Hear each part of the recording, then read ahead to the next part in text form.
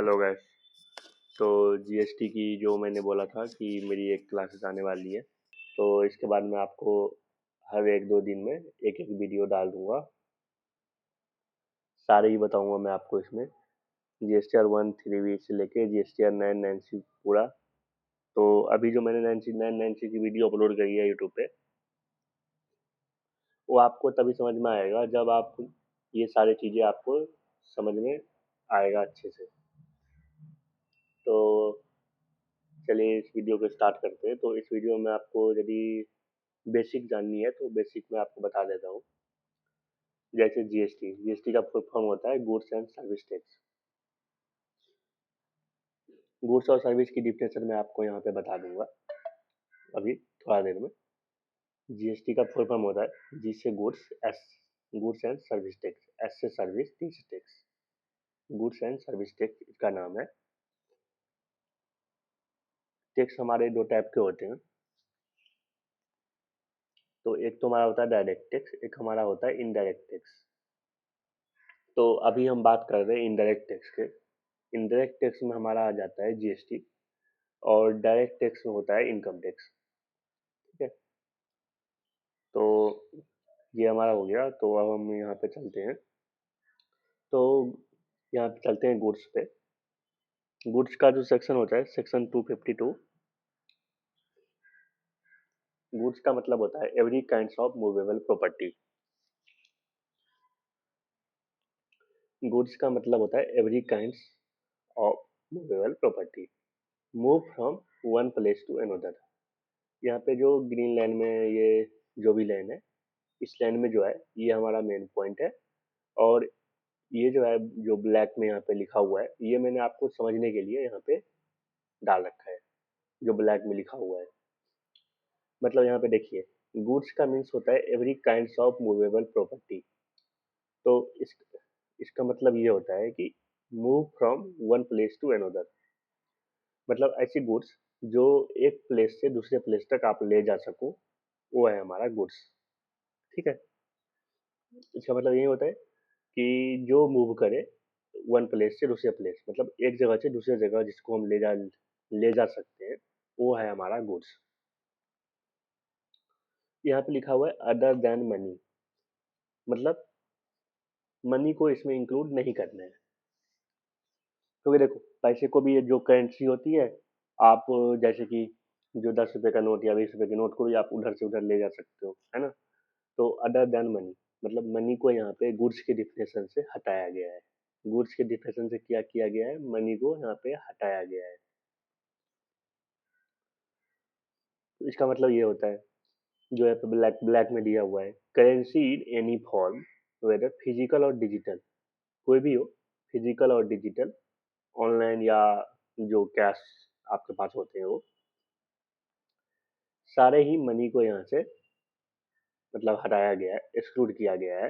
Note considered goods लिखा हुआ है यहाँ पे समझने के लिए आपको। अदर देन मनी मतलब मनी मतलब कौन सी, तो currency in any form whether physical और digital is not considered good. किसी भी फॉर्म में होना चाहिए, या फिजिकल हो या डिजिटल, कुछ भी हो।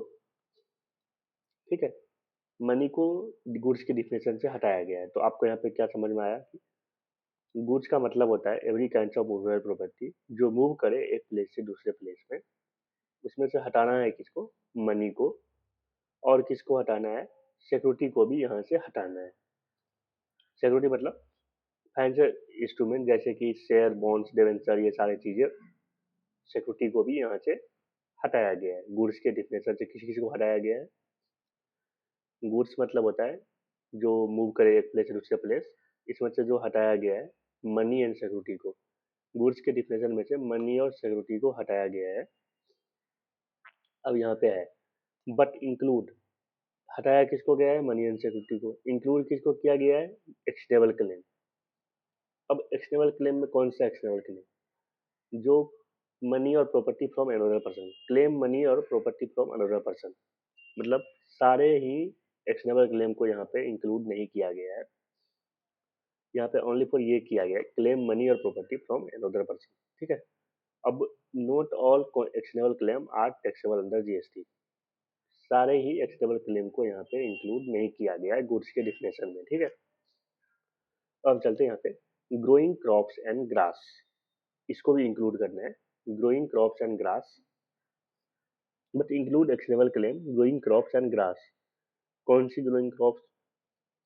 यहाँ पे लिखा हुआ है crops and grass are classified as goods even before they are harvested. तो यहाँ पे मैंने इसके मतलब यहाँ पे मीन्स मैंने जो ब्लैक लाइन में लिखा हुआ है,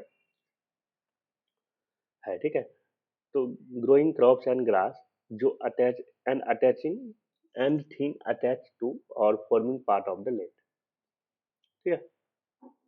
तो उसके बाद जो लैंड से अटैच हो जैसे मिनरल टिम्बर और अदर नेचुरल रिसोर्सेज जो भी है, ये सारी चीजें। तो यहाँ पे आपको गुड्स का डेफिनेशन आपको पता चल गया होगा। गुड्स का मतलब होता है जो एक प्लेस से दूसरे प्लेस पे मूव हो। इसमें से हटाया गया है मनी एंड सिक्योरिटी को, इसमें इंक्लूड किया गया है एक्शनेबल क्लेम। एक्शनेबल क्लेम में सारे ही एक्शनेबल क्लेम नहीं है, ऐसी एक्शनेबल क्लेम जो मनी और property from another person, claim money और प्रॉपर्टी फ्रॉम अनदर पर्सन। अब इसमें इंक्लूड हटाया किसको गया है? मनी एंड सिक्योरिटी को। इंक्लूड किसको किया गया है? Actionable claim growing crops and grass, ठीक है, जो अटैच हो forming part of the land जैसे मिनरल टिम्बर और अदर नेचुरल रिसोर्सेज। गुड्स का डिफिनेशन आपको यहाँ पे पता चलेगा। आगे आपको मैं बताऊंगा तो इससे और भी अच्छी तरह से आपको समझ में आ जाएगी।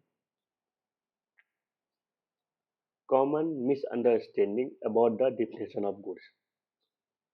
कुछ मिसअंडरस्टैंडिंग है डिफिनेशन ऑफ गुड्स में, उसको मैंने यहाँ पे लिख रखा है। जैसे electricity and gas, these are generally considered service not goods under GST. Electricity और गैस जो है ये गुड्स नहीं है, ये है हमारा सर्विस, ठीक है। Digital product, while digital product are intangible, जो डिजिटल प्रोडक्ट है वो इंटेंगिबल है। They are often classified as goods for GST purpose, ठीक है। उसके बाद रियल एस्टेट में जैसे land and building are generally not considered goods. Land and building तो गुड्स है ही नहीं, है ना, under GST, as they are immovable property. ये इमूवेबल प्रॉपर्टी है लैंड एंड बिल्डिंग, ये हमारा गुड्स नहीं है, ठीक है। अब हम चलते हैं सर्विस के। सर्विस की डिफिनेशन सिंपल है। सर्विस का जो सेक्शन होता है 2102, उसको सर्विस में यही है, मतलब सर्विस का डिफिनेशन जो है सिंपल है। Service with anything other than goods money and security but include activity relating to use of money or conversion of cash or any other mode from one form currency or denomination to another person currency or denomination which are separate considered is charges। Service का definition यही है कि service मतलब होता है कि जो goods नहीं है वो हमारा सर्विस है, ठीक है। यहाँ पे क्या लिखा हुआ? Service mean anything other than goods, goods को छोड़ के हमारी सर्विस है, ठीक है। Other than goods money and security, मतलब गुड्स अदर देन गुड्स मतलब सर्विस की डिफिनेशन में किस किस को हटाया गया है? गुड्स। लॉजिकली बात है, सर्विस मतलब जो सर्विस वही चीज होगी जो गुड्स नहीं होगा, ठीक है। मनी एंड सिक्योरिटी को यहाँ से भी हटाया गया है। बट यहाँ पे but include activity related to use of money, जो एक्टिविटी है मतलब मनी यूज ऑफ मनी का जो, जैसे कि आप मनी को यूज करते हो, उसको यहाँ पे हटाया नहीं गया है सर्विस के डिफिनेशन से। गुड्स के डिफिनेशन में से मनी एंड सिक्योरिटी को पूरी तरह से हटा दिया गया है, लेकिन सर्विस के डिफिनेशन से मनी और सिक्योरिटी को यहाँ पे पूरी तरह से हटाया नहीं गया है। यूज ऑफ मनी को यहाँ से हटाया नहीं गया है। जैसे conversion by cash any other mode from one from currency denomination और एनी अदर फ्रॉम करेंसी और denomination in which is separate generally charges, ठीक है। यहाँ पे यूज ऑफ मनी को सर्विस के डिफिनेशन से नहीं हटाया गया है। बाकी आपको बाद में समझ में आ जाएगा। सर्विस मतलब होता है यही जो other than goods money and security. Service में से other than goods money and security को हटाया गया है, मतलब गुड्स को मनी को एंड सिक्योरिटी को यहाँ से हटाया गया है, लेकिन यूज ऑफ मनी को सर्विस के डिफिनेशन में से नहीं हटाया गया है। आपको यहाँ पे एक ही चीजें ध्यान में रखनी है, सर्विस के डिफिनेशन में से यूज ऑफ मनी को नहीं हटाया गया है। और गुड्स का डिफिनेशन में सिंपल सी है। गुड्स मतलब होता है जो एक प्लेस से दूसरे प्लेस पे मूव हो। इसमें से मनी एंड सिक्योरिटी को हटाया गया है। इंक्लूड किया गया है actionable claim growing crops and grass जो अटैच हो forming part of the land. क्या क्या? mineral, timber or other natural resources which are agreed to be sent before supply of container of supply। ठीक है, ये हमारा हो गया। अब हम चलते हैं यहाँ पे। इसका जो सेक्शन नंबर होता है 2102, जो मैंने यहाँ पे नहीं लिख रखा है। ठीक है,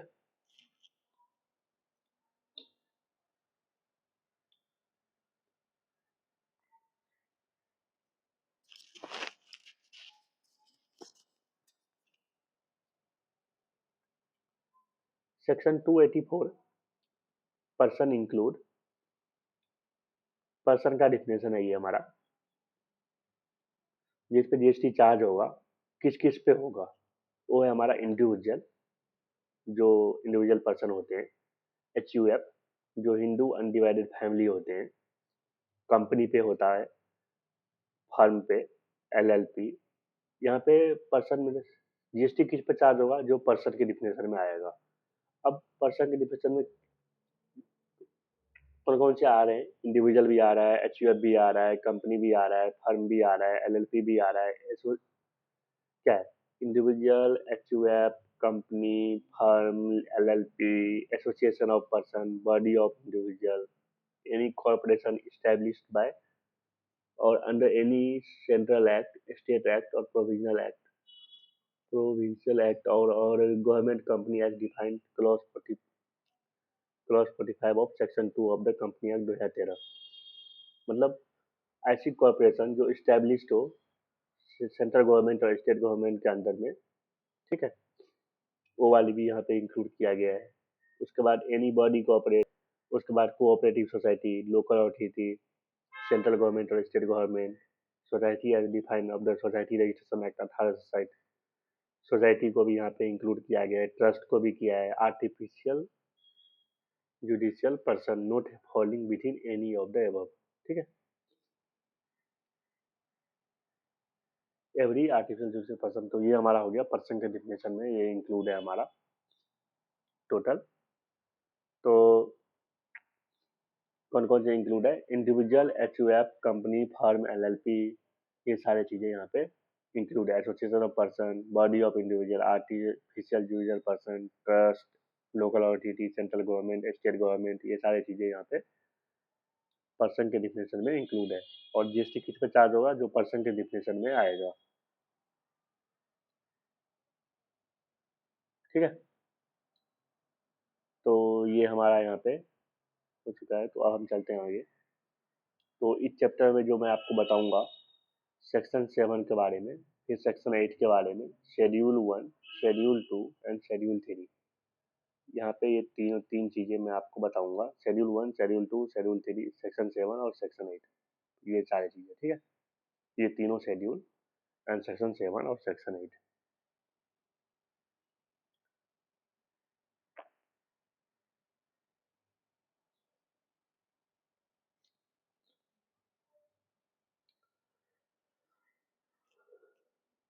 meaning and scope of supply.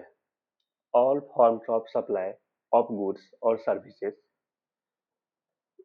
और both such as a sale, transfer, barter, exchange, license, rental, lease or disposal made or agreed to be made for a consideration by a person in the course of furtherance of business।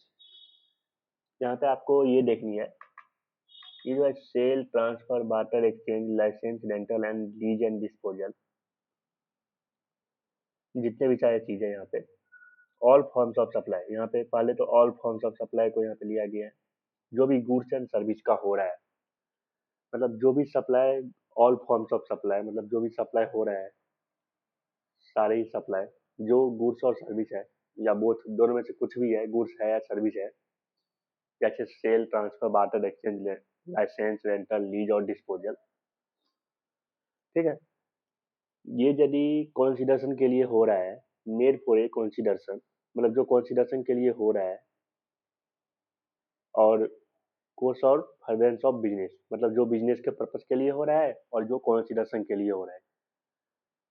कौन कौन सी supply? All forms of supply, या चाहे वो goods का हो या तो सर्विस का हो, जैसे sale, transfer, barter, exchange, rental, lease and disposal. ठीक है, sale, transfer, barter, exchange, licence, rental, lease और डिस्पोजल जो भी है, ये यदि बिजनेस के पर्पस के लिए हो रहा है, और यदि ये course of business of further purpose के लिए मैंने बोल दिया, और कंसिडरेशन के लिए हो रहा है। कंसिडरेशन मतलब जो भी पैसे आपको मिल रहे हैं, ठीक है।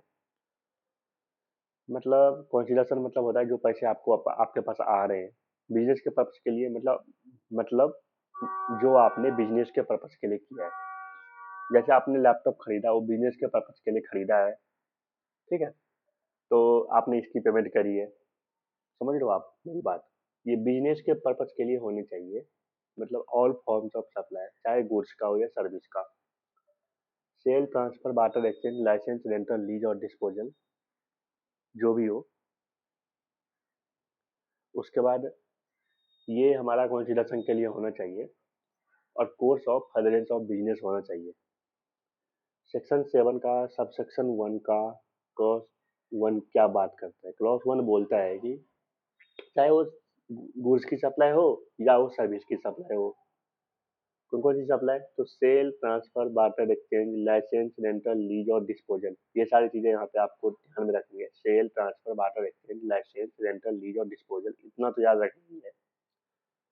कोई भी सप्लाई हो गुड्स और सर्विस का, कौन कौन सी, sale, transfer, barter, exchange, licence, rental, lease और डिस्पोजल, कुछ भी हो, ये यदि कंसिडरेशन के लिए हो रहा हो, और ये यदि course of furtherance of business हो रहा हो, मतलब ये यदि पैसे भी आ रहे हैं आपके पास, और ये बिजनेस के पर्पस के लिए आप कर रहे हो, ठीक है। तो ये हमारा हो गया सेक्शन 7 का सबसेक्शन 1, यही बोलता है कि कोई भी सप्लाई हो, sale, transfer, barter, exchange, licence, rental, lease और डिस्पोजल, कुछ भी हो, वो यदि कंसिडरेशन के लिए हो रहा हो और course of furtherance of business हो रहा हो, तो वो हमारा सप्लाई है। और किसी भी चीज पे जीएसटी लगेगी, तभी लगेगी जब वो सप्लाई के डिफिनेशन में आएगा। जब वो सप्लाई आए होगा तभी उस पर जीएसटी चार्ज होगी। यदि कोई चीजें सप्लाई नहीं है तो उस पर जीएसटी चार्ज नहीं होगा।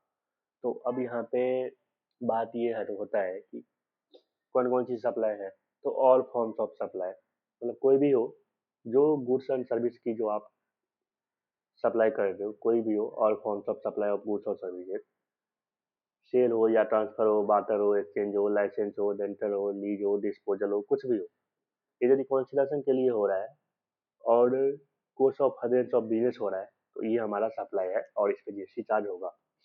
सबसेक्शन 1 का क्लॉज नंबर 1 ये बोलता है, और दूसरा नंबर क्लॉज देखो यहाँ पे क्या बोल रहा है।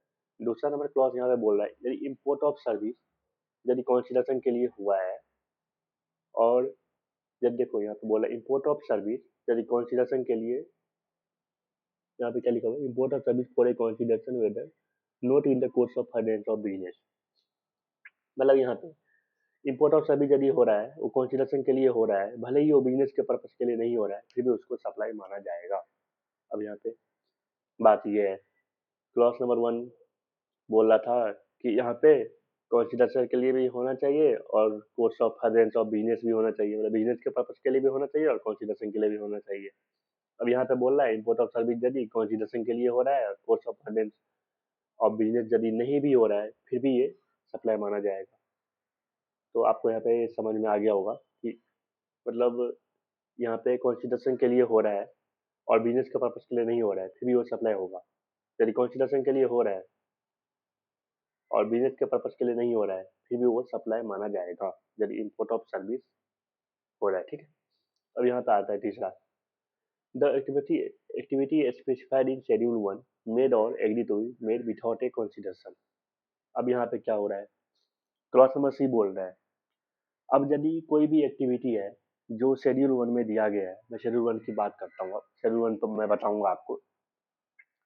तो यदि कोई भी ऐसी एक्टिविटी जो शेड्यूल 1 में दिया गया है, वो यदि कंसिडरेशन के लिए नहीं हो रहा है और course of furtherance of business हो रहा है, मतलब बिजनेस के पर्पज के लिए हो रहा है, कंसिडरेशन के लिए नहीं हो रहा है, तो उसे सप्लाई माना जाएगा। तो अब हमारा है यहाँ पे देखिए, क्लॉज नंबर 1 क्या बोल रहा था, कंसिडरेशन के लिए भी होना चाहिए और बिजनेस के पर्पज के लिए होना चाहिए, तभी इसे सप्लाई माना जाएगा। अब दूसरा नंबर बोल रहा है यदि इम्पोर्ट ऑफ सर्विस यदि कंसिडरेशन के लिए हो रहा है और बिजनेस के पर्पज के लिए नहीं हो रहा है, फिर भी उसको सप्लाई माना जाएगा। पहला नंबर बोला था कि कोर्स ऑफ, पहला नंबर में मैंने पहले आप क्या बोला था, यही बोला था ना कि यदि ये कंसिडरेशन के लिए हो रहा है और course of furtherance of business हो रहा है, मतलब दोनों चीजें होना चाहिए। यहाँ पे क्या बोल रहा है कि दोनों चीजें होना चाहिए, कंसिडरेशन के लिए भी होना चाहिए और कोर्स ऑफ बिजनेस के पर्पस के लिए भी होना चाहिए। यहाँ पे बोल रहा है कि ओनली फॉर कंसिडरेशन के लिए होना चाहिए, बिजनेस के पर्पस के लिए हो ना हो फिर भी उसको सप्लाई माना जाएगा। अब तीसरे नंबर में बोल रहा है कि यहाँ पे बिजनेस के पर्पस के लिए तो हो रहा है, भले ही कंसिडरेशन के लिए नहीं हो रहा फिर भी इसको सप्लाई माना जाएगा। मतलब या तो कंसिडरेशन के लिए हो या तो बिजनेस के पर्पस के लिए हो, दोनों में से कुछ भी हो, भाई उसको सप्लाई माना जाएगा। ठीक है, कौन कौन सी चीजें, तो इसमें भी ये तीन चीजें इंक्लूड है, ये सेल ट्रांसफर बार्टर एक्सचेंज सब में इंक्लूड है, इसमें भी इंक्लूड है, इसमें भी इंक्लूड है। ऑल फॉर्म्स ऑफ सप्लाई इसमें भी इंक्लूड है, इसमें भी इंक्लूड है। मतलब भले ही वो बिजनेस के पर्पज, एक भी चीज यहाँ पे फॉल करता हो, वो कंसिडरेशन के लिए हो रहा हो या तो बिजनेस के पर्पज के लिए हो रहा हो, तो उसको सप्लाई माना जाएगा। दोनों में से कोई भी चीज हो उसे सप्लाई माना जाएगा। समझ गया, समझ गया, समझ में आ गया पूरी तरह से कि इनमें से तीन चीजों में से दो चीजों में से कुछ भी हो उसको सप्लाई माना जाएगा, या तो कंसिडरेशन के लिए या तो बिजनेस के पर्पज के लिए। ये क्लॉज BCA बहुत कम लोगों को याद रहता है, तो ये याद करने की जरूरत नहीं है। आपको बस ये चीजें ध्यान रखनी है। कंसिडरेशन मतलब होता है कि पैसे आना या पैसे आप किसी को दे रहे हो तो कंसिडरेशन, ठीक है। और course of furtherance of business मतलब होता है कि बिजनेस के पर्पज के लिए आप कोई भी चीज कर रहे हो। अब मैं आपको यहाँ पे शेड्यूल 1 बताऊंगा, तो शेड्यूल 1 में बता देता हूँ। ये हमारा schedule 1, activity to be treated as a supply even if made without a consideration.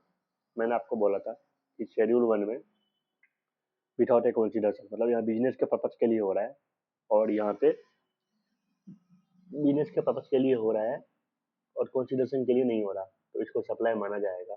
यहाँ पे क्या लिखा हुआ है, ऐसी एक्टिविटी जो स्पेसिफाइड किया गया शेड्यूल 1 में। तो क्या क्या स्पेसिफाइड किया गया शेड्यूल 1 में?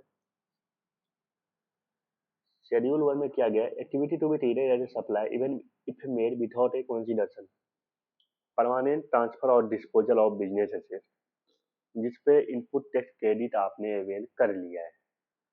मतलब कोई सी ऐसी गुड्स है जिसपे आपने इनपुट टैक्स क्रेडिट अवेल कर लिया है, कुछ भी हो सकता है। मतलब all forms of supply, sale, transfer, barter exchange, rental, lease and disposal, कुछ भी हो, all forms of supply, goods की हो या तो सर्विस की हो। यहाँ पे यदि आपने परमानेंट ट्रांसफर करी है या तो डिस्पोजल करी है अपने बिजनेस एसेट का, जिस पे आपने इनपुट टैक्स क्रेडिट अवेल कर लिया गया है। शेड्यूल 1 का पैरा नंबर 1 यही बोलता है कि परमानेंट ट्रांसफर और डिस्पोजल ऑफ बिजनेस एसेट, जो भी हुआ है, ट्रांसफर किया है आपने या तो डिस्पोजल किया है अपने बिजनेस एसेट का, जिस पे इनपुट टैक्स क्रेडिट आपने अवेल कर लिया है, तो उसको भी यहाँ पे सप्लाई माना जाएगा। यहाँ पे आपको ये समझ में आ गया, उसको ट्रीट किया गया सप्लाई की तरह, यहाँ पे ट्रीट किया जाएगा। यहाँ ऊपर में लिखा हुआ है activity to be treated as a supply, इसको ट्रीट किया गया है जाएगा सप्लाई यदि आपने किसी भी चीज पे इनपुट ITC आपने अवेल कर लिया। ITC क्या होता है, मैं ये आपको इसकी पूरी चैप्टर है, मैं आपको बताऊंगा बाद में। अभी आप ये समझो कि इनपुट टैक्स क्रेडिट मतलब आपने इनपुट टैक्स क्रेडिट ले लिया और अवेल कर लिया आपने, और पर जो परमानेंट ट्रांसफर और डिस्पोजल करी है बिजनेस एसेट की, इनपुट टैक्स क्रेडिट अवेल कर लिया। यदि आपने कर लिया input tax avail credit avail, तो ये हमारा सप्लाई ट्रीट किया जाएगा। ठीक है, अब परमानेंट ट्रांसफर में कौन सा ट्रांसफर, मतलब कुछ भी मूव हो, वन पर्सन से दूसरे पर्सन पे, किसी भी मूव, कहीं पे भी कोई भी सामान परमानेंट ट्रांसफर करो, मतलब कोई भी ट्रांसफर करो आप। और डिस्पोजल मतलब होता है कोई भी डिस्पोजल हो, जरूरी नहीं है कि दो पर्सन या तीन पर्सन के बीच हुआ हो। यहाँ पे जरूरी नहीं है दो पर्सन में, जरूरी नहीं है कोई भी पर्सन हो, मतलब कोई भी हो, मतलब परमानेंट ट्रांसफर और डिस्पोजल हुआ हो बिजनेस एसेट का, बिजनेस का एसेट। अब कोई भी चीज आपने खरीद लिया, बिजनेस में लेके आ गए, तो उस पर आपने ITC अवेल कर लिया है। उसके बाद यदि आप अपने दोस्त को या किसी फ्रेंड को या किसी को यदि आप दे देते हो या डिस्पोजल करते हो, कुछ भी करते हो, तो उस पर यदि आपने ITC अवेल कर लिया, तो ऐसा भी हो सकता है ना भाई कि आपने किसी कोई भी चीज खरीदी बिजनेस में लाके, रख दिया और बिजनेस से उठा उठा के आप घर पे ले जा रहे हो, तो ऐसा नहीं होगा, ऐसा नहीं होगा। उसको भी यहाँ पे सप्लाई ट्रीट किया जाएगा। ठीक है।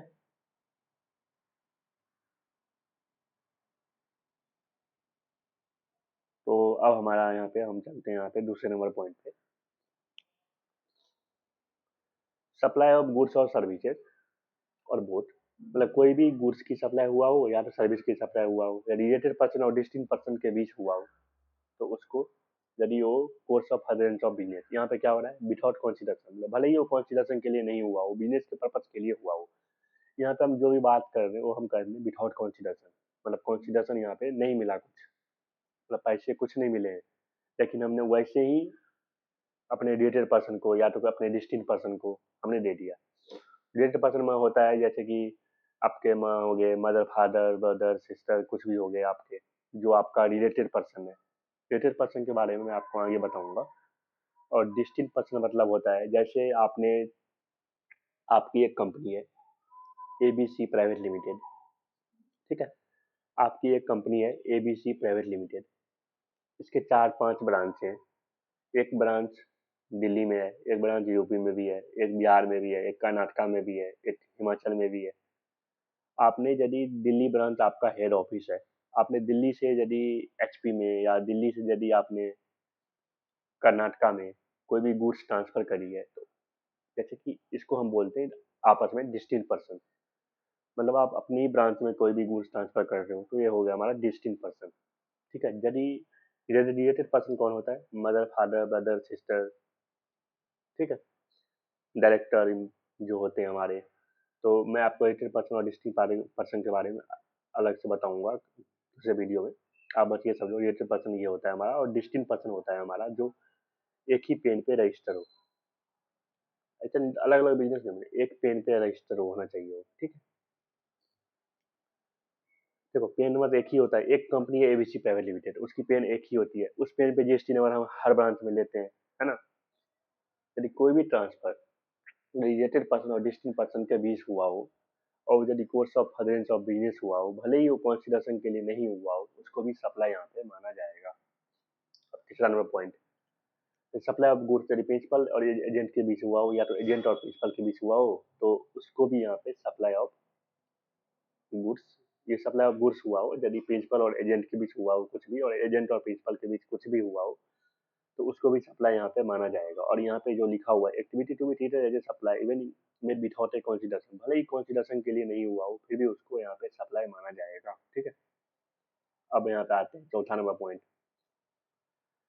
import of service by a person from a related person or from any of the his other establishment outside India in the course of furtherance of business। देखो यहाँ पे बिजनेस के पर्पज के लिए यदि आपने इंपोर्ट ऑफ सर्विस करी है, कोई भी पर्सन यदि अपने रिलेटेड पर्सन को करी है, वो यदि इस्टेब्लिशमेंट जो हो वो आउटसाइड इंडिया हो, और यदि ये बिजनेस के पर्पज के लिए हुआ हो, तो इसको क्या हम करेंगे, इसको भी हम सप्लाई मानेंगे, भले ही ये कॉन्सिडरेशन के लिए नहीं हो रहा है, इंपोर्ट ऑफ सर्विस हो रहा है। इंपोर्ट मतलब क्या होता है, इंपोर्ट मतलब होता है इंडिया में गुड्स का आना, एक्सपोर्ट मतलब होता है इंडिया से गुड्स का जाना। ठीक है। तो इंपोर्ट मतलब क्या होता है, इंडिया में गुड्स का आना, और एक्सपोर्ट मतलब होता है इंडिया से गुड्स को जाना, इंडिया से गुड्स बाहर जा रही है, तो यहाँ पे क्या हो रहा है, इंपोर्ट ऑफ सर्विस हो रही है। ठीक है। रिलेटेड पर्सन से हो रहा है import of service by a person from A related person. ठीक है। और यदि ये इस्टेब्लिशमेंट आउटसाइड इंडिया हो और ये course of furtherance of business हो रहा हो, तो इसको हम सप्लाई मानेंगे, भले ही ये कंसिडरेशन के लिए नहीं हो रहा है। तो यहाँ पे 4 चीज़ें हो गई मेरी शेड्यूल 1 कंप्लीट, और यहाँ पे सेक्शन 7 का 1 भी कंप्लीट हो गया। और हम चलते हैं यहाँ पे क्लास नंबर 2 में। सेक्शन 7 का जो हमारा है सब सेक्शन 1 हो गया हमारा, अब है हमारा सब सेक्शन 2। ये हमारा है note with standing anything content in sub section 1। Sub section 1 में कुछ भी रहे, नोट विथ स्टैंडिंग मतलब कुछ भी रहे सब सेक्शन 1 में, उस बात को छोड़ो। आप यहाँ पे देखो कि नोट विथ स्टैंडिंग, यहाँ पे यही लिखा हुआ है anything content in sub section 1। Subsection में कोई भी कंटेंट हो नॉट विद स्टैंडिंग एक्टिविटी और ट्रांजैक्शन स्पेसिफाइड इन शेड्यूल 3। ठीक है, भले ही वो सप्लाई है, भले ही वो गुड्स की सप्लाई हो रही है, भले ही वो सर्विस की सप्लाई हो रही है, भले ही वो कंसिडरेशन के लिए हो रहा है, भले ही वो बिजनेस के पर्पस के लिए हो रहा है, कुछ भी हो रहा हो, यदि वो शेड्यूल 3 में आता है तो ना तो गुड्स, ना तो सप्लाई ऑफ गुड्स है, ना तो वो सप्लाई ऑफ सर्विस है। अब देखिए, गवर्नमेंट ने शेड्यूल 3 जो बनाई, शेड्यूल 3 में ऐसे गुड्स एंड सर्विस को डाल रखा है जो ना तो सप्लाई ऑफ गुड्स है, ना तो वो सप्लाई ऑफ सर्विसेज है। तो जो ना तो गुड्स सप्लाई ऑफ गुड्स थी, ना तो सप्लाई ऑफ सर्विस थी, तो इनको इन्होंने क्या करा, शेड्यूल 3 में डाल दिया। और इसको शेड्यूल 3 में वही चीज़ें आती है जो जीएसटी जिसपे चार्ज नहीं होता। ठीक है, शेड्यूल 3 में ऐसी चीज़ है जो ना तो सप्लाई ऑफ गुड्स है, ना तो सप्लाई ऑफ सर्विस है, उसको हम नहीं मानते हैं सप्लाई ऑफ गुड्स और सप्लाई ऑफ सर्विस। मैं इसके बारे में आपको बताता हूँ पहले, उसके बाद हम यहाँ पे चलेंगे।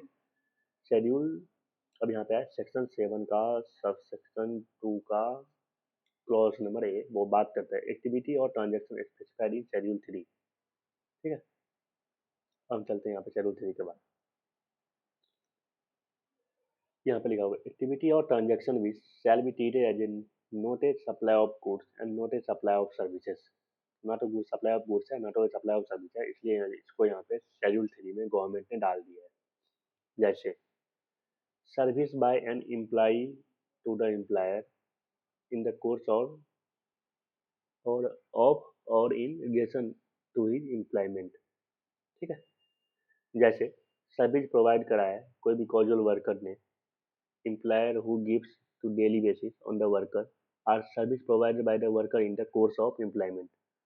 मतलब कोर्स ऑफ एम्प्लॉयमेंट कुछ भी हुआ हो, यदि सर्विस प्रोवाइड किया है एम्प्लॉई ने एम्प्लॉयर को, तो ये इसको क्या करा गया है, शेड्यूल 3 में डाला गया है। और इसको ये तो ना तो सप्लाई ऑफ गुड्स है, ना तो ये सप्लाई ऑफ सर्विसेज है। ठीक है, दूसरा, सर्विस बाय एनी कोर्ट और tribunal established under any law for the time being in force expression. The term court include district court, high court and supreme court। मतलब इस पे, इसको भी यहाँ पे शेड्यूल 3 में डाला गया है पैरा नंबर 2 में, और इसको भी यहाँ से गुड्स एंड सर्विस में से हटाया गया है। मतलब ये ना तो सप्लाई ऑफ गुड्स है, ना तो ये सप्लाई ऑफ सर्विस है। पहले आपको ये चीज़ें ध्यान में रखनी है। इसमें जो भी मैं नाम लूंगा वो ना तो सप्लाई ऑफ गुड्स की है, ना तो सप्लाई ऑफ सर्विस की है। जैसे सर्विस बाय एनी कोर्ट और tribunal establish under any law for the time being force. Court और ट्रिब्यूनल को यहाँ पे ना तो सप्लाई ऑफ गुड्स है, ना सप्लाई ऑफ सर्विस है। यहाँ पे सर्विस की सप्लाई हो रही है, लेकिन यदि हो रही है फिर भी ये कुछ नहीं है, मतलब ये नहीं है सप्लाई ऑफ गुड्स और सर्विसेज। जैसे कि कोर्ट, कोर्ट में कौन कौन सा, यदि supreme court, high court, district court कुछ भी हो। ठीक है, यदि फंक्शन परफॉर्म किया गया है, member of parliament, member state legislature, member of panchayat, member of municipality, other local authority, तो इसको भी यहाँ पे शेड्यूल 3 में डाला गया है और इसको भी यहाँ पे हटाया गया है। ठीक है, ना तो ये goods of supply of goods है, ना तो ये सप्लाई ऑफ सर्विस है। यहाँ पे फंक्शन में है हमारा ये member of parliament, state legislature और member of panchayat, member of municipality and member of local authority. ठीक है, और यहाँ पे ड्यूटी में दिया गया है, ड्यूटी जो परफॉर्म करते हैं उसमें दिया गया है यहाँ पे एनी पर्सन जो होल्ड करता हो any post presence of the provision of the. जैसे कि आप यहाँ पे एग्जांपल समझो, जैसे ड्यूटी परफॉर्म करते हैं कौन, जैसे काग, काग होता है ना हमारा computer audit general of India, यहाँ पे लिखा हुआ है, या चेयरमैन हो यूनियन पब्लिक सर्विस का, कमीशन का, तो ये सब जो ड्यूटी परफॉर्म करते हैं इसको भी यहाँ पे शेड्यूल 3 में डाला गया है। शेड्यूल 3 में वही चीजें हैं जो जो ना तो सप्लाई ऑफ गुड्स है, ना तो सप्लाई ऑफ सर्विस है। जो ड्यूटी परफॉर्म किया है किसी भी चेयरपर्सन ने, तो यहाँ पे चेयरपर्सन और मेंबर के किया गया, डायरेक्टर और बॉडी एस्टैब्लिश जो सेंट्रल गवर्नमेंट और स्टेट गवर्नमेंट और लोकल अथॉरिटी द्वारा हुआ हो। मतलब सारे डायरेक्टर की बात यहाँ पे नहीं हो रही है, यहाँ पे हो रही है जो ऐसी बॉडी जिसको एस्टेब्लिश किया है सेंट्रल गवर्नमेंट, स्टेट गवर्नमेंट और लोकल अथॉरिटी ने। ठीक है, तो इसको यहाँ पे शेड्यूल 3 में यहाँ पे डाला गया है। अब यहाँ पे जो सर्विस वैक्स रियल ब्यूरियल क्रिप्टोरियम। तो ये जो है हमारा, जैसे किसी की डेथ हो जाती है तो उसमें जो जलाने वलाने के लिए जो सामान सब होती है उसके लिए यहाँ पे दिया गया है, उसको भी उसके भी को भी यहाँ पे शेड्यूल 3 में डाला गया है। न तो सप्लाई ऑफ गुड्स है न तो सप्लाई ऑफ सर्विस है। जब तक सप्लाई ऑफ गुड्स और सप्लाई ऑफ सर्विस नहीं होगी तब तक उस पर जीएसटी चार्ज नहीं होगा। ठीक।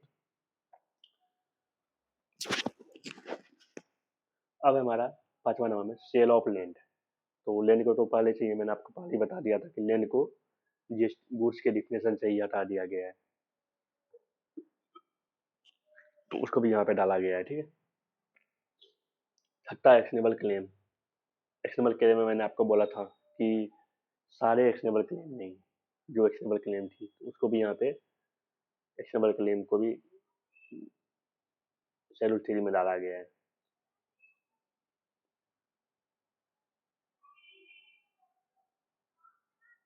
तो ये हमारा हो गया। ठीक है।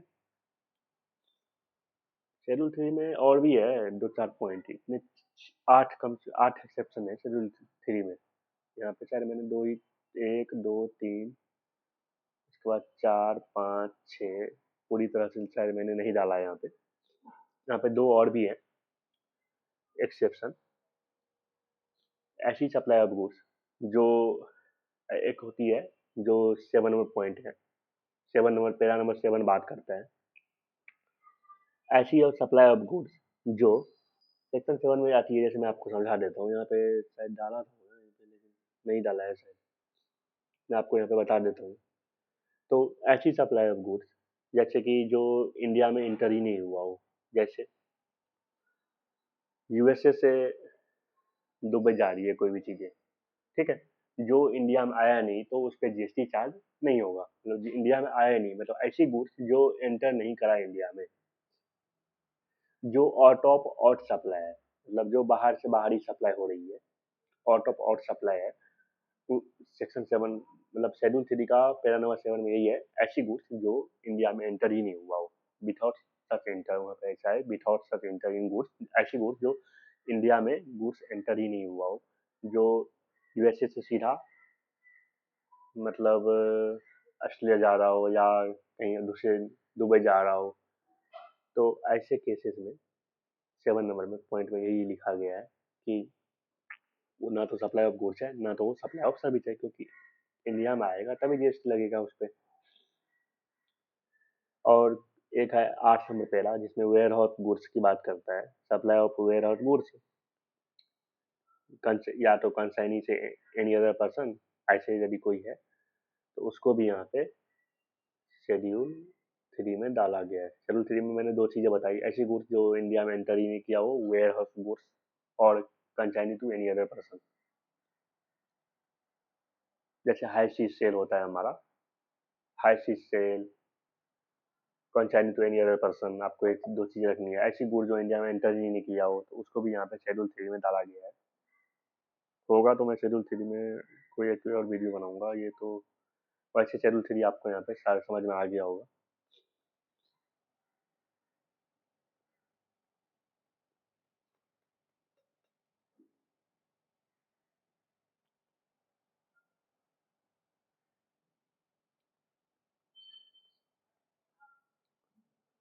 दूसरा नंबर पॉइंट हो गया हमारा, इसमें और भी है, such activity or transaction undertaken by the central government, state government, any local entity, they are engaged as a public authority as may be notified by the central government on the recommendation of the council। यही है कि मतलब ऐसी जो यहाँ पे मैंने आपको बताया, जैसे कोई भी सच एक्टिविटी और transaction undertaken by the central government और स्टेट गवर्नमेंट और any local authority, central government state government को ऐसा लगता है कि इस पे जीएसटी चार्ज होना चाहिए तो वो नोटिफाइड कर सकता है, कभी भी नोटिफिकेशन द्वारा इसको जारी कर सकते हैं कि इस पे जीएसटी चार्ज होगी। ठीक है। तो हमारा ये हो गया। अब हमारा है तीसरा नंबर सबसेक्शन, सेक्शन 7 का सबसेक्शन 3। ये बात करता है subject to the provision of subsection 1 1A और 2, government may on the recommendation of the council specified by the notification the provision that are to be treated as a section 7 का subsection 3 में जो point है, इसे बोलता है a supply of goods and not a supply of services. यहाँ पे 1 1A और 2, जैसे 1 में जो मैंने आपको बताया 1A मैंने जो मैंने आपको बताया, अच्छा 1A मैंने आपको यहाँ पे छूट गया था, where certain activity or transaction constitute a supply in accordance with the provision of subsection 1, they shall be treated as a supply of goods or supply of services referred to in Schedule 2। मतलब schedule 2 में ऐसी government ने क्या करा कि ऐसी चीजें जो देखने से सप्लाई ऑफ गुड्स भी लग रहा था और सप्लाई ऑफ सर्विसेज भी लग रहा था, तो उसको गवर्नमेंट ने क्या करा, शेड्यूल 2 में डाल दिया और वहां पे बता दिया कि ये हमारा सप्लाई ऑफ गुड्स है और ये हमारा सप्लाई ऑफ सर्विसेज है। मतलब ऐसी चीजें, ऐसी गुड्स और सर्विसेज है जो देखने से सप्लाई ऑफ गुड्स और सप्लाई ऑफ सर्विस दोनों ही लग रहा था।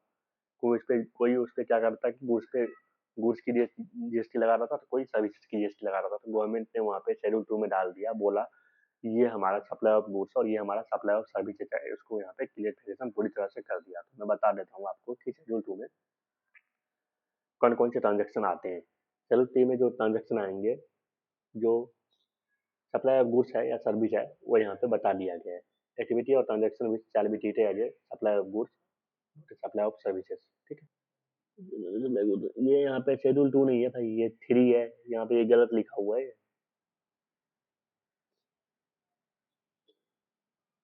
ये जो हमारा है, ये हमारा शेड्यूल 3 का पॉइंट है। ठीक है, ये सारे पॉइंट जो यहाँ पे आ रहे हैं, डबल डबल आ रहे हैं, ये हमारा शेड्यूल 3 का पॉइंट है सारे।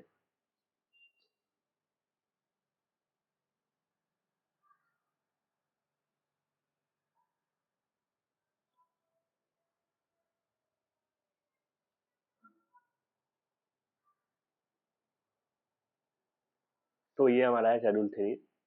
शेड्यूल 2, शेड्यूल 2 में अच्छी सप्लाई आती है, जो सप्लाई ऑफ गुड्स है और सप्लाई ऑफ सर्विसेज है, जिसको ट्रीट किया जाता है। और ऐसी ट्रांजेक्शन को इसमें डाला गया था कि जो देखने से सप्लाई ऑफ गुड्स भी लग रहा था और सर्विस दोनों ही लग रहा था। तो उसको गवर्नमेंट ने क्या करा कि उसको शेड्यूल 3 में डाल दिया और बोल दिया कि ये सप्लाई ऑफ गुड्स है और ये सप्लाई ऑफ सर्विसेज है। जैसे transfer of title of goods और टाइटल ऑफ सर्विसेज।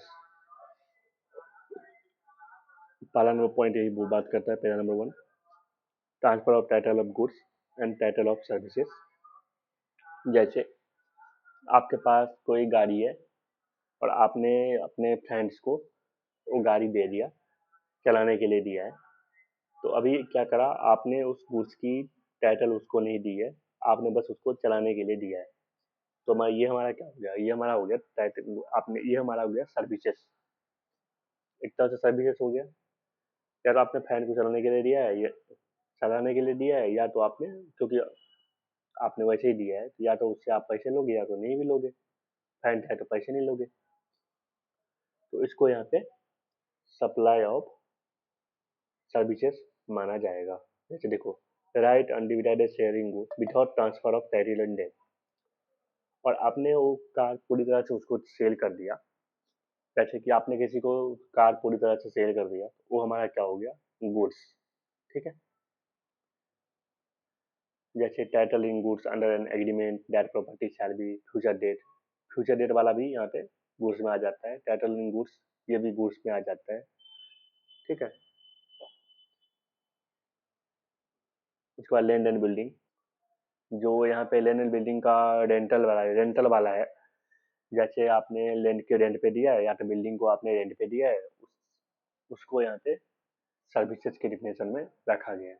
वो गुड्स नहीं है, वो सर्विसेज है। ठीक है, ट्रीटमेंट ऑफ प्रोसेस, जैसे कि जॉब वर्क वाले केस में आते हैं, उसको भी यहाँ पे सर्विस है वो हमारा। ठीक है, ट्रांसफर ऑफ बिजनेस एसेट, चौथा नंबर पॉइंट है हमारा, ट्रांसफर ऑफ बिजनेस एसेट। जैसे goods forming part of the business asset transfer disposal the action of the person carrying of the business no longer them from. जैसे आपने कोई भी business asset को transfer करी है, आपने यदि ट्रांसफर कर दिया, पूरी तरह से ट्रांसफर कर दिया उसको, तो ये वो हमारा क्या हो गया, सप्लाई ऑफ गुड्स हो गया हमारा। ठीक है, और हमने उसको वैसे ही यूज करने के लिए दिया है, जैसे प्राइवेट यूज ऑफ एसेट। जैसे यहाँ पे लिखा हुआ है, प्राइवेट यूज और and made available by the person use for the purpose of other than business under the action of the person carrying of the business. हमने उसको प्राइवेटली यूज करने के लिए उसको दिया है, तो ये हमारा क्या हो गया, सप्लाई ऑफ सर्विसेज। ठीक है, और यदि यहाँ पे एक चीज़ है, मैंने उसको बिजनेस एसेट दे दिया है यूज करने के लिए। यहाँ पे देखिए दो चीजें आती है, एक तो होती है हमने वैसे ही यूज करने के लिए उसको दिया है, वो हमारा हो गया सर्विसेज। एक हमारा होता है कि हमने उसको दे ही दिया यूज करने के लिए, तो उसको यहाँ से सर्विस नहीं होगा, वो तुम्हारा गुड्स हो गया। हमने उसको दे ही दिया यूज करने के लिए, वो तुम्हारा गुड्स हो गया। हमने उसको नहीं दिया है, हमने उसको ऐसे ही दिया है, मतलब यूज करने के लिए दिया है, तो वो हमारा हो गया सर्विस। ठीक है। जैसे कोई बिजनेस है, वो सीज हो गई है, बंद हो गई है, तो इस वाले केस में जैसे मैं आपको बता देता हूँ, जैसे कोई भी पार्टनरशिप फर्म है, कोई भी पार्टनरशिप फर्म है, उसमें दो पार्टनर थे, पार्टनर चेंज हो गए पूरी तरह से उसमें।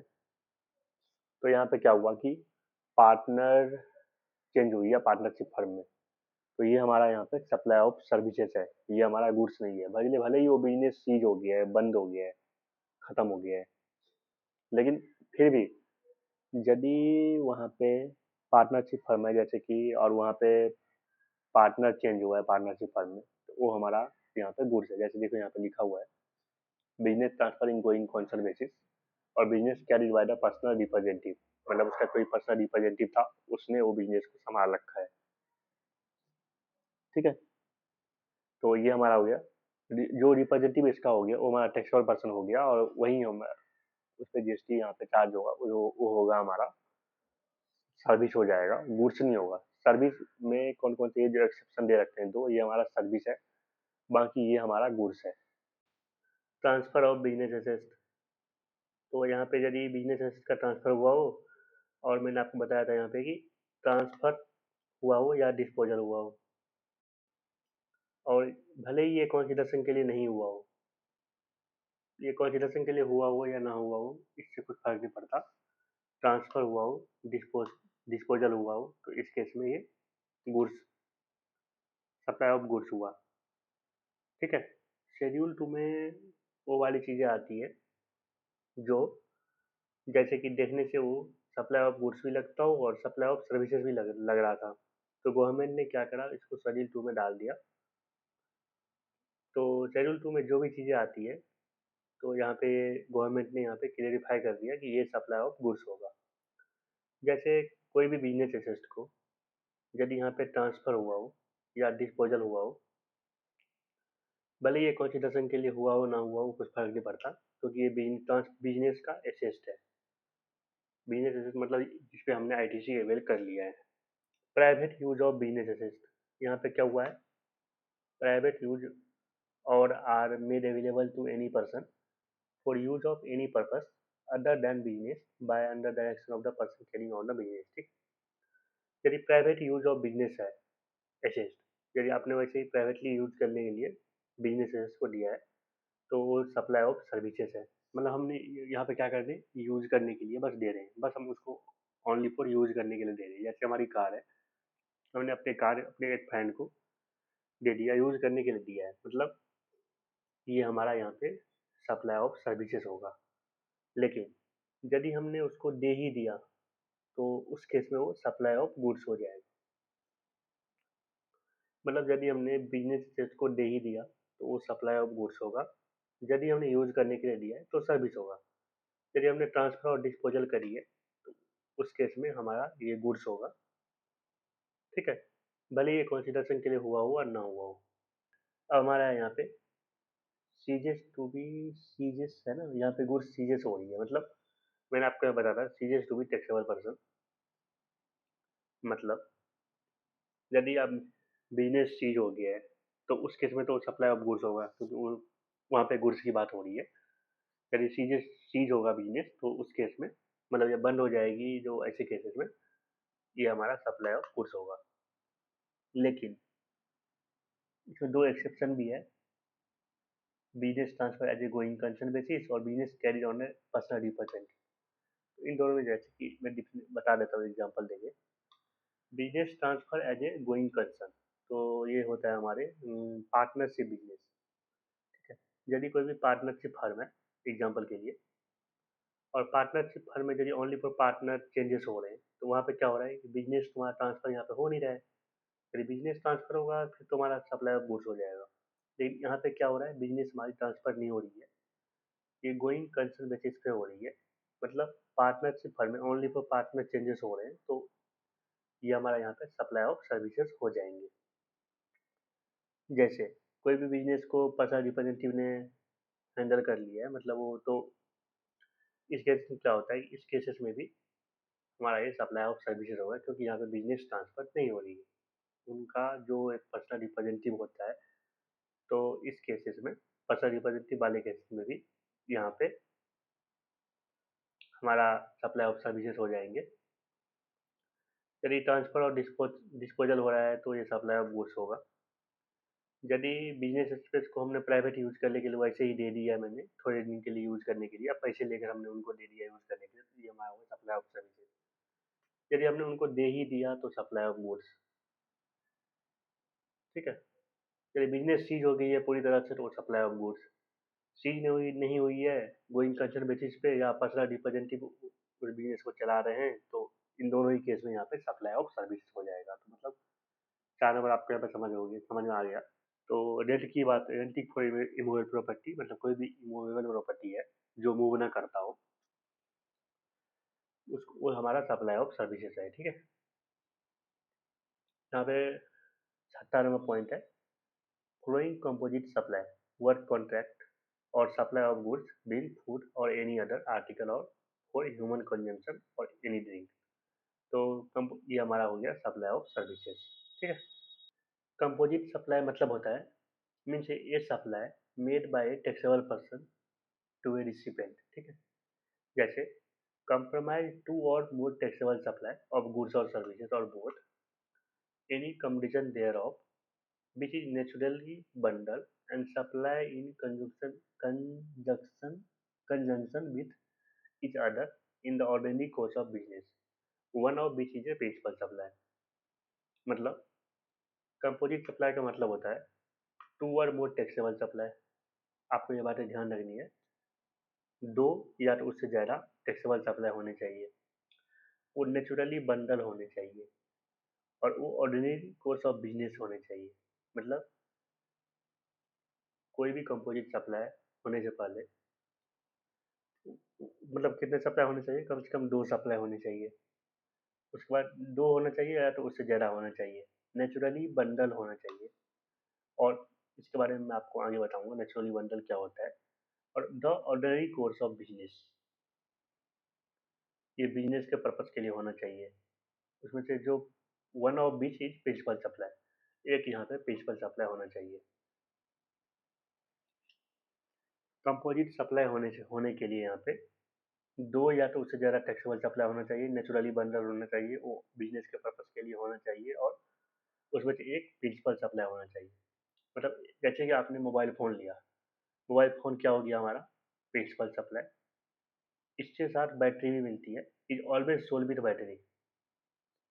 अब देखो, मोबाइल फ़ोन आपने लिया तो ये हमारा हो गया प्रिंसिपल सप्लाई, ये इसके साथ बैटरी भी ज़रूरी है, मतलब इसके साथ बैटरी भी दिया जाता है, ऐसा नहीं मोबाइल फ़ोन लोगे तो इसमें बैटरी लगा रहता है, तो इसके साथ जो बैटरी आ रही है वो आ रही है मोबाइल के साथ। मतलब हमारा जो एक यहाँ पे प्रिंसिपल सप्लाई हो रहा है ना, पहला हमारा प्रिंसिपल सप्लाई क्या हुआ हमारा, जो हमारा मेन है वो है हमारा मोबाइल फ़ोन, इसके साथ हमें बैटरी मिल रही है, तो यहाँ पे 2 हो गया। यहाँ पे 2 और मोर टैक्सेबल सप्लाई यहाँ पे हो रही है ना, तो ये हमारा क्या हो गया, नेचुरली बंडल। मतलब यहाँ पे एक के साथ दूसरी भी यहाँ पे आ रही है। ठीक है, एक और एग्जांपल बताता हूँ, इससे और आपको अच्छी तरह से समझ में आएगा। Bundle of service of catering board और सर्विसेज, जैसे कि एक सेकेंड देखिए यहाँ पे, service of stay in hotel is often combined with the provision of breakfast and dinner provided free of cost during the stay। देखिए, मैं आपको बताता हूँ, जैसे आप कोई भी होटल बुक करते हो, तो होटल में आपको ब्रेकफास्ट भी मिलता है और डिनर भी मिलता है, ये मिलता है आपको free of cost during the stay.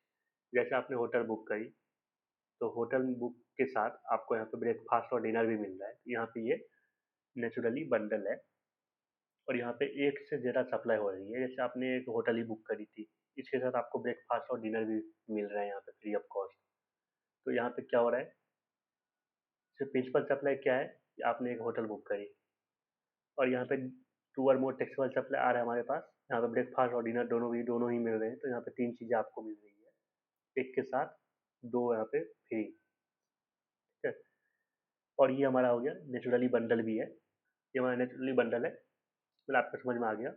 Hotel के साथ ब्रेकफास्ट और डिनर मिला, यहाँ पे टू और मोर टैक्सेबल सप्लाई हो रही है, ये नेचुरली बंडल है। लेकिन यहाँ पे जीएसटी जो चार्ज होगा, यहाँ पे होटल आपने कितने में वो होटल की रूम बुक करी है, इस पे जीएसटी चार्ज होगा। तो यहाँ पे ये नेचुरली बंडल हुआ और ये हमारा बिजनेस के पर्पज के लिए यदि हो रहा है, और इसमें से एक प्रिंसिपल सप्लाई हमारा क्या है, होटल, जो हमने होटल बुक करी है। तो यहाँ पे एक एग्जाम्पल, दो एग्जाम्पल, यहाँ पे दो एग्जाम्पल दिया गया है। यदि आप ये अच्छे से पढ़ लोगे तो आपको यहाँ पे इजीली कंपोजिट सप्लाई समझ में आ जाएगा। वैसे आपको यहाँ पे समझ में आ गया होगा। अब हम चलते हैं यहाँ पे मिक्स सप्लाई के बारे में। मिक्स सप्लाई मीन्स क्या होता है, टू और मोर इंडिविजुअल सप्लाई। आपको ये चीज़ें पे ध्यान रखनी है, दो और उससे ज़्यादा इंडिविजुअल सप्लाई होने चाहिए for a single supply price where such supply does not constitute a composite supply। यहाँ पे टू और मोर इंडिविजुअल सप्लाई होना चाहिए ऑफ गुड्स और सर्विसेज, या तो गुड्स की हो या तो सर्विस की हो, और any competition thereof made in conjunction with each other by a taxable person for a single price where such supply does not constitute a composite supply। ठीक है, तो यहाँ पे क्या होना चाहिए, दो और उससे ज़्यादा इंडिविजुअल सप्लाई होना चाहिए, गुड्स या सर्विस कुछ भी हो, सिंगल प्राइस। आप यहाँ पे देखिए एग्जांपल बताऊंगा तो आपको यहाँ पे इजीली समझ में आएगा। देखिए यहाँ पे ए shopkeeper selling a storage water bottle along with refrigerator for a single price। यहाँ पे क्या मिल रहा है आपको, स्टोरेज वाटर मिल रही है, बोतल मिल रही है आपको along with रेफ्रिजरेटर, मतलब आपने एक फ्रिज लिया, उसके साथ फ्रिज लिया और उसमें आपको वाटर बोतल भी मिल रहे हैं फॉर ए सिंगल प्राइस। बोतल order refrigerator can easily be priced, मतलब यहाँ पे बोतल की, देखिए यहाँ पे क्या हो रहा था मैं आपको बता देता हूँ। यहाँ पे आपने मोबाइल फ़ोन लिया, उसके साथ बैटरी मिल रही है, तो मोबाइल फ़ोन के अंदर में बैटरी लगी रहती है, तो यहाँ पे दोनों का अलग से मतलब चार्ज नहीं होता, नहीं हो रही है ना चार्ज, यहाँ पे दोनों का अलग अलग चार्ज नहीं हो रही है ना। यहाँ पे इजीली इसको मोबाइल फ़ोन के साथ बैटरी यहाँ पे आपको करने में यहाँ पे प्रॉब्लम आएगी। तो मोबाइल फ़ोन के साथ बैटरी यहाँ पे सोल्ड जो हो रही है, यहाँ पे बैटरी आपको फ्री मिल रही है मोबाइल फ़ोन के साथ। यहाँ पे क्या हो रहा है, होटल जो आपने बुक करी थी इसके साथ आपको ब्रेकफास्ट और डिनर मिल रहा है। और मिक्स सप्लाई मतलब क्या होता है कि यहाँ पे जो आपको फ्रिज, आपने फ्रिज लिया है, इसके साथ आपने जो बोतल ली है, तो यहाँ पे दोनों का अलग अलग यहाँ पे प्राइस किया जा सकता है ना। बोतल order refrigerator can easily be priced and sold, इसको अलग से सोल्ड भी किया जा सकता है, बोतल को अलग से बेचा जा सकता है और फ्रिज को भी अलग से बेचा जा सकता है। ठीक है, सेल किया जा सकता है यहाँ पे दोनों को, तो यहाँ पे इजीली प्राइस किया जा सकता है। तो ये हमारा क्या हो गया, ये नेचुरली बंडल नहीं है, मतलब दोनों को अलग से हम यहाँ पे सोल्ड किया जा रहा है। तो so such supply are mix supply, तो ये सप्लाई क्या हो गया हमारा, mix supply.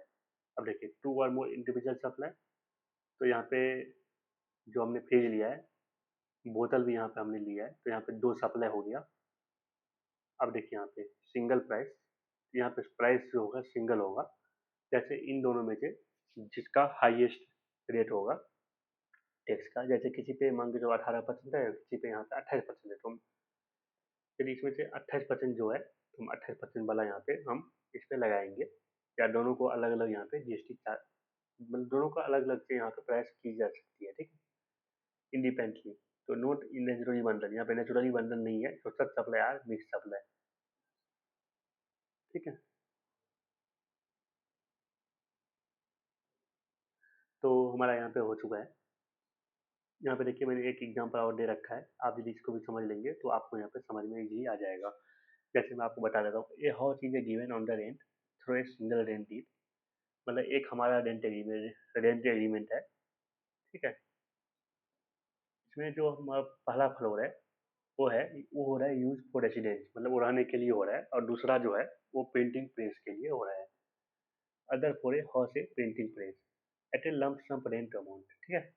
Such renting for two different purpose, तो यहाँ पे दोनों का अलग अलग पर्पस है। एक में हम रह रहे हैं और एक में हमारा प्रिंटिंग प्रेस है, दोनों का अलग अलग है। Such renting for two different purpose is not naturally bundle, ये हमारा नेचुरली बंडल नहीं है और ये हमारा बिजनेस के पर्पस के लिए हो रहा है। यदि हो रहा है ये तो set supply are mix supply, तो ये यहाँ पे मिक्स सप्लाई हो गई हमारी, ठीक। तो ये हमारा हो चुका है